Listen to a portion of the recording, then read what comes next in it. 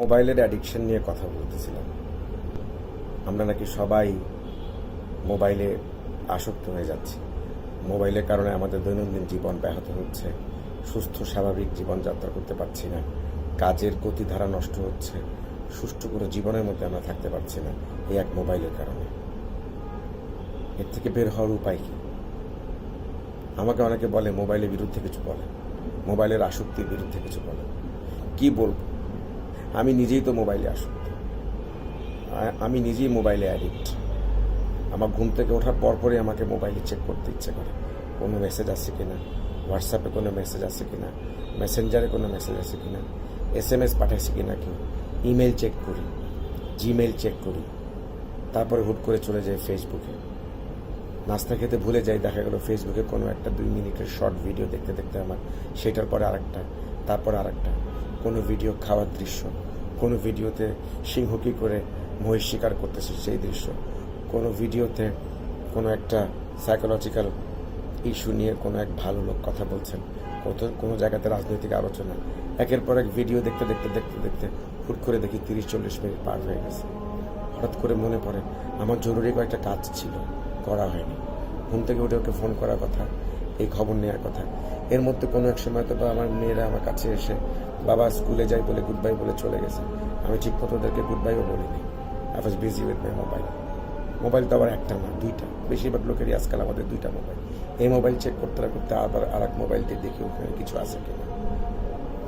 এই যে মোবাইলে আসক্তি, আমি নিজে আসক্ত, আমার ওয়াইফ আসক্ত, সারাদিন একের পর এক ভিডিও দেখছে, মুভি দেখছে, গান শুনতেছে। আমার মেয়েরা আসক্ত, খুব কম বয়স থেকে তাদের হাতে মোবাইল। তারা ফ্রি টাইমে সারাক্ষণ মোবাইলে দেখতেছে, তাদের চোখ আটকে আছে। মোবাইলে মুভি দেখতেছে, মোবাইলে ভিডিও দেখতেছে, মোবাইলে খুব দ্রুততম ভঙ্গিতে টেক্সট করতেছে কাকে না কাকে। আমার ছেলেকে তো দেখছি রাত জেগে জেগে, গভীর রাত জেগে জেগে ভোর হয়ে যাচ্ছে, he still busy with his mobile. এই যে আমি, আমার স্ত্রী, আমার ছেলেমেয়েরা এভাবে পাশের বাড়ি, তার পাশের বাড়ি, সমগ্র সমাজ, সমগ্র দেশ, সমগ্র জাতি, সমগ্র পৃথিবী মনে হয় এভাবে মোবাইলে ব্যস্ত হয়ে গেছে। মোবাইলে তাদের শরীরে চোখটা পুরোপুরি মোবাইলে আটকে থাকে। দিনের একটা বেশিরভাগ সময় সে মোবাইলে দিয়ে ফেলে। জানি এর মধ্যে অনেক ভালো জিনিস আছে, আমি মোবাইল থেকে যোগাযোগ করতে পারতেছি, মোবাইলে দ্রুততম সময়ের মধ্যে মেসেজ পাচ্ছি, দিচ্ছি, নিচ্ছি, মোবাইলে অনেক তথ্য জানছি যে তথ্যগুলো আমি বাইরে এত দ্রুত আনতে পারতাম না। অনেক ভিডিও দেখতেছি ঘরে বসে, অনেক দেশের অনেক ট্রাভেল ব্লগ দেখছি, অনেক নিউজ দেখতেছি, অনেক ইনফরমেশন পাচ্ছি, সবই ঠিক আছে। কিন্তু খুব বেশি মাত্রায় আমরা ব্যস্ত হয়ে যাচ্ছি মোবাইল নিয়ে, যার ফলে জীবন থেকে যেন আমাদের সুস্থ স্বাভাবিক ব্যক্তিগত জীবন থেকে আমরা একটা লম্বা সময় কেটে নিয়ে দিয়ে দিচ্ছি মোবাইলকে। যে সময়টা আমার প্রিয়জনকে দেওয়ার কথা, আমার স্ত্রীর সাথে সময় দেওয়ার কথা, ছেলে মেয়ের সাথে দেওয়ার কথা, আশেপাশে পরিবারের লোকের সাথে দেওয়ার কথা, ওই সময়গুলো, ওই আন্তরিক সময়গুলো, ওই ব্যক্তিগত মুহূর্তগুলো কেড়ে নিচ্ছে মোবাইল। কিন্তু সবাই এর বিরুদ্ধে বললেও এর থেকে বাঁচার উপায় কি? কিভাবে বাঁচতে পারবো?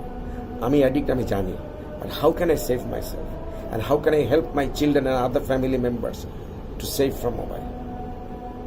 আমি জানি না, স্টাফ। কিন্তু এইটুকু বুঝি যে নিজেকে প্রতিনিয়ত বলতে হবে, নিজেকে অনেকটা অটো কাউন্সিলিংয়ের মতো করে বলতে হবে যে আমি এত সময় মোবাইলের সাথে থাকবো না। একটু পরপরই নিজের মনের মধ্যে আনতে হবে যে I am spending too much time on mobile. মোবাইলটা তাৎক্ষণিক সরিয়ে ফেলতে হবে। এর বদলে আমি বই পড়তে পারি, পেপার পড়তে পারি, ফোনে জরুরি কাজগুলো সারতে পারি, কোথাও যাওয়ার থাকলে যেতে পারি, আর অন্য কারোর সাথে কথা বলার থাকলে করতে পারি। আমি যেটা বুঝি যে আমাকেই বের করতে হবে এর থেকে বেরিয়ে আসার পদ্ধতি। ইটস নট ইজি, বাট কিছু একটা পদ্ধতি আমাকে বের করতে হবে। আমি যেটা মাঝে মাঝে করি, আমি দিনের কাজের তালিকাটা লিখে রাখি, এবং মোবাইলে হাত থাকলেও প্রায় মনে পড়ে যে আমার অনেকগুলো কাজ বাকি আছে। ওইটার দিকে তাকালি, তখন মোবাইলটা সরিয়ে আমি তখন ওই কাজের দিকে মন দিই, ওই কাজগুলো একে একে করার চেষ্টা করি। বেশিরভাগ কাজই একে ওকে ফোন করা, এদিক সেদিক যাওয়া, কিন্তু এর ফাঁকেই দেখা যায় আমি মোবাইল নিয়ে ব্যস্ত। যাই করি আমি জানি মোবাইল আমার জীবনে খুব দরকার, কিন্তু এও বুঝতে চাচ্ছি, এও নিজেকে আমি তৈরি করতে চাচ্ছি যেন আমি মোবাইলের দাস না হয়ে যাই। আমি যেন মোবাইলটা আমাকে কন্ট্রোল না করে, আমি যেন ওকে কন্ট্রোল করতে পারি। এইটাই আমার একমাত্র ইচ্ছা, আমি যেন সেটা পারি, এবং আমার আশেপাশে সবাই যেন পারে, আপনারাও যেন পারে। Thank you.